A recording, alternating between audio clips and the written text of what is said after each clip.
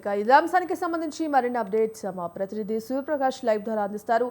సూర్యప్రకాష్, ఇక నేటి నుంచి ఆ జనగణన ప్రారంభమైంది. ఈ నేపథ్యంలో ఇందుకు సంబంధించి ఆ ప్రజల నుంచి ఏ విధంగా స్పందన వచ్చే అవకాశం కనిపిస్తోంది? ఇందుకు సంబంధించిన అప్డేట్స్ ఏంటి? Good morning Bhagyashree. ఏదైతే భారతదేశంలో 1872 నుండి కూడా ప్రారంభమైన ఈ యొక్క జనాభా లెక్కల్లో, అలానే జనాభా గణన అయితే జరుగుతుందో దానికి సంబంధించి ప్రతి 10 సంవత్సరాలకు ఒకసారి కూడా ఈ యొక్క జనాభా లెక్కలను అయితే కేటాయిస్తూ ఉంటారు. అలా 2011 వరకు కూడా పూర్తి స్థాయిలో భారతదేశంలో ప్రతి 10 ఏళ్ళకు కూడా జరగడం అయితే జరిగింది. కానీ 2021లో జరగాల్సిన యొక్క జనాభా రోజు ప్రతి ఏడాది కూడా గడుస్తూ కూడా ఈ రోజుకైతే దానికి మోక్షం కలిగిందని అయితే చెప్పుకోవచ్చు.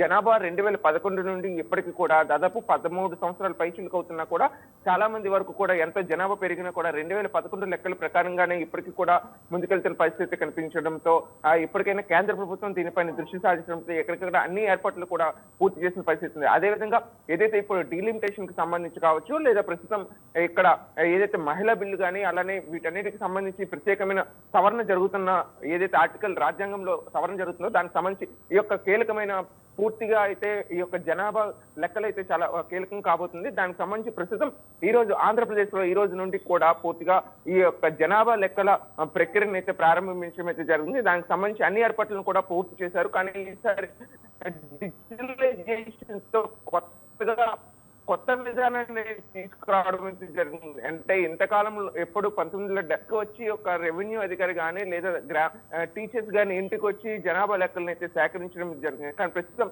ఇది డిజిటలైజేషన్ చేశారు. అంటే స్వయంగా కూడా ప్రజలే భాగస్వాములు అవుతూ వారి యొక్క సెల్ఫ్ ఇన్ఫర్మేషన్ అంతా కూడా దాంట్లో ఎంటర్ చేసే విధంగా కూడా దీని పూర్తి ఏర్పాట్లన్నీ కూడా చేశారు. అలానే చాలా మంది వరకు కూడా సెల్ఫ్ ఎవరైతే ప్రధానంగా ముఖ్యులే ఉన్నారో ఆ ముఖ్యులు ఉన్న ప్రదేశాలు మొత్తం అన్ని చోట్ల కూడా అందుకు అనుగుణంగా అన్ని ఏర్పాట్లను కూడా పూర్తి చేసిన పరిస్థితి ఉండడంతో వాళ్ళు కూడా స్వయంగానే ఈ యొక్క జనాభా లెక్కల్లో అయితే ఎన్రోల్ చేసుకునే పరిస్థితి ఉంది. మనం కూడా విజువల్స్ లో ఇప్పుడు చాలా క్లియర్ గా అయితే మనం చూపించే ప్రయత్నం అయితే చేస్తున్నాము. ఏదైతే సెల్ఫ్ ఇమ్యునేషన్ ఉందో దానికి చాలా సింపుల్ గా చాలా క్లియర్ గా ముందు మన యొక్క మన యొక్క స్టేట్ ఏదైతే ఉందో స్టేట్ ని ఎంచుకున్న తర్వాత స్టేట్ ఎంచుకొని ఆ యొక్క ఫోన్ నెంబర్ ఎంటర్ చేసుకున్న తర్వాత క్యాప్చర్ కోడ్ ఎంటర్ చేసిన తర్వాత స్వయంగా ఏదైతే ఉంటుందో వారి యొక్క ఓటీపీ అనేది వస్తుంది. ఆ ఓటీపీ అనుసంధానించుకున్న తర్వాత వారి యొక్క పూర్తి పేరు, ఇంటిలో ఎవరైతే ప్రధానంగా ఉంటారో ఎవరైతే పెద్ద హౌస్ హోల్డర్స్ ఎవరు ఉంటారో వాళ్ళ డీటెయిల్స్ అన్ని కూడా అందులో ఎంటర్ చేసి వారి యొక్క ఎంతమంది పర్సన్స్ ఉంటారు. ఫర్ ఎగ్జాంపుల్ ఒక ఫ్యామిలీలో ఉండేటప్పుడు ఫాదర్, మదర్, అలానే వారి యొక్క పిల్లలు ఎంతమంది ఉంటారు, ఒకవేళ మ్యారేజ్ అయితే వాళ్ళని కూడా ఎన్రోల్ చేసుకుని దాదాపు 5 to 6 మెంబర్స్ అయితే 6 మెంబర్స్ 8 మెంబర్స్ ఇలా డిఫైన్ చేసుకొని కూడా మొత్తం అంత డీటెయిల్స్ ను కూడా అందులో ఓన్లీ నెంబరింగ్ ఈసారి ఎటువంటి డేటా ఎన్రోల్ చేసి ఆధార్ నెంబర్ తో కానీ దేంతో కూడా ఎన్రోల్ చేసే పరిస్థితి కూడా లేకుండా ఈసారి పూర్తిగా సమగ్రంగా వారి యొక్క డేటా చోరీ ఏది జరగకుండా ఉంటుందని చెప్పేసి కూడా దీనికోసం ఎవరైతే ఈ యొక్క డీలిమిటేషన్ ఈ యొక్క దేనికైతే సెన్సెక్స్ కలెక్ట్ చేస్తారో వాళ్ళైతే దీనిపై సమాచారం కూడా అందించారు. అలానే జిల్లా యంత్రాంగాలు సైతం కూడా దీనికి సంబంధించి 1.80 లక్షల మంది అంటే 1.80 లక్షల మందిని అయితే దీనికి వినియోగిస్తున్న పరిస్థితి ఉంది. వాళ్ళంతా కూడా దీనిపైన అయితే ప్రత్యేక శిక్షణలు అయితే అందించారు. రాష్ట్రం మొత్తం కూడా దీనికి సంబంధించి ప్రత్యేకమైన శిక్షణలు అందించారు. అలానే విశాఖ జిల్లా పరిధిలో వస్తే దాదాపు కలెక్టర్ ఇప్పుడే ఒక 8 రోజుల వరకు కూడా వీళ్ళకి ప్రత్యేకమైన శిక్షణ అందించారు. వాళ్ళతో పాటు ఈ యొక్క సెల్ఫ్ ఎవరైతే ఇంట్లో కూర్చొని ఓన్ గా పబ్లిక్ ఎవరైతే ఉంటారో వాళ్ళు కానీ వాళ్ళ మొబైల్స్ లో కానీ సిస్టమ్స్ లో కానీ ల్యాప్టాప్స్ లో కానీ చేసుకునే విధంగా కూడా దానిపైన కూడా అవేర్నెస్ ని కూడా పూర్తిగా పెంచిన పరిస్థితి ఉంది. ఇప్పటికే విశాఖ నగరంలో రాత్రి 12 గంటలకు మొదలైన ఈ యొక్క సెన్సెక్స్ వెబ్సైట్ ఏదైతే ఓపెన్ అయిందో అప్పటి నుండి కూడా ఇప్పటికే దాదాపు చాలా మంది కూడా దీన్ని ఎన్రోల్ చేసుకున్నారని చెప్పేసి కూడా ప్రస్తుతం జిల్లా అధికారులు అయితే తెలియజేస్తున్న పరిస్థితి ఉంది. ఎవరైతే కలెక్టర్ కానీ ఈ యొక్క జిల్లా అధికారులు ఎవరైతే ఉంటారో వాళ్ళంతా కూడా సెల్ఫ్ గా యొక్క జనాభా లెక్కల్లో వాళ్ళుగానే దాన్ని ఎన్రోల్ చేసుకున్న పరిస్థితి. మనం ఏదైతే విజువల్స్ లో ఇందాక చూసామో దాంట్లో ప్రధానంగా ఆంధ్రప్రదేశ్ యొక్క స్టేట్ ని ఎంచుకున్న తర్వాత మన యొక్క ఫోన్ నెంబర్ ఇచ్చిన తర్వాత క్యాప్చర్ కోడ్ ఇస్తే కిందన పూర్తి డీటెయిల్స్ ఓటీపీ వచ్చిన తర్వాత మన యొక్క పేరు తర్వాత దానికి సమాచారం ఎంతమంది ఉంటారనే విషయాన్ని తెలియజేసిన తర్వాత మనం ఉంటున్న ఇల్లు ఏ ఇల్లు అయితే ఉన్నామో పక్కా ఇల్లా లేకపోతే స్లాబ్ ఇల్లా అపార్ట్మెంట్స్ ప్లాట్స్ అనేసి అయితే డీటెయిల్స్ ఉంటుంది. వాటిలో మాత్రం ఎంటర్ చేస్తే ఓన్లీ బటన్స్ ఓఎంఆర్ షీట్ లో మనం ఏ విధంగా బబుల్స్ పెడతామో అదే విధంగా దీంట్లో కూడా ఎస్ఆర్ నో అనే విధంగా అక్కడ బబుల్స్ మాత్రం పెడితే ముందుకెళ్లే పరిస్థితి కనిపిస్తుంది. ప్రతి డేటాను కూడా ఎంటర్ చేసేటప్పుడు నిర్ధారించుకోవాలని చెప్పేసి మరొకసారి క్లారిఫై చేసుకోమని కూడా చెప్తుంది.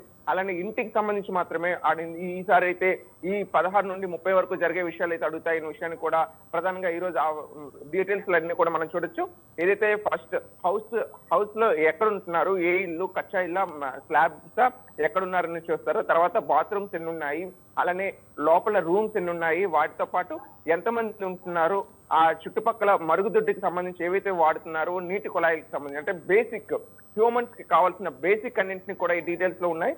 ఇవన్నీ అయిన తర్వాత గృహానికి సంబంధించి ఇప్పుడు ప్రస్తుతం చేశారు. తర్వాత ఇళ్లను అంటే మొత్తం ఎన్ని ఇళ్ళు ఉన్నాయి, ఆ ఇళ్లలో ఏ కులాలు ఉన్నారు, ఎంతమంది ఏ ఎడ్యుకేటెడ్ ఉన్నారు ఏంటి అనే విషయాన్ని కూడా మే 1 నుండి మే 30 వరకు కూడా పూర్తి చేసే అవకాశం ఉంటుందని అయితే అధికారులు అయితే తెలియజేస్తున్నారు. దీనికి సంబంధించి అన్ని ఏర్పాట్లు కూడా పటిష్టంగా చేశారు. 16 నుండి 30 వరకు కూడా ఏప్రిల్ 30 వరకు కూడా దీన్ని పూర్తి స్థాయిలో పూర్తి చేసి ఇప్పుడు ఏదైతే మనం సెల్ఫ్ ఇంట్లో కూర్చొని చేసుకుంటున్నారో దాన్ని చూపిస్తే ఆటోమేటిక్ గా వాళ్ళు ఎవరైతే ఇమ్యూనిటర్స్ వస్తారో వాళ్ళకి డేటా అందించిన తర్వాత వాళ్ళు దాన్ని ఎన్రోల్ చేసుకుని ఆ యొక్క క్యూఆర్ కోడ్ కావచ్చు, అలానే ఒక నెంబర్ వస్తుంది, యూనిక్ నెంబర్ వస్తుంది. ఆ నెంబర్ ని మనం సేవ్ చేసుకుంటే ఆ నెంబర్ ఎంటర్ చేసిన తర్వాత పూర్తి డీటెయిల్స్ అన్నింటిని కూడా అందులో ఎంటర్ చేసుకోవచ్చు అనే విషయాన్ని కూడా తెలియజేస్తారు.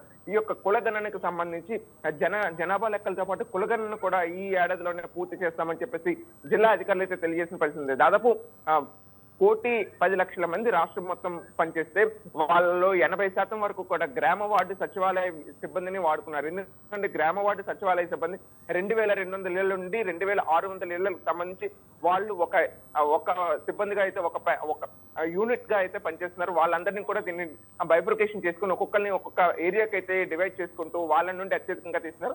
20 మంది ఎవరైతే గ్రామ రెవెన్యూ అధికారులు ఉంటారో వాళ్ళని యూటిలైజ్ చేసుకుని వాళ్ళని సూపర్వైజర్స్ గా అయితే తీసుకొచ్చి పెట్టామన్న విషయాన్ని కూడా రాష్ట్ర స్థాయిగా అయితే అధికారులు అయితే తెలియజేసిన పరిస్థితి కనిపిస్తుంది. Over to studio Baji. Right, thank you Suryaprakash.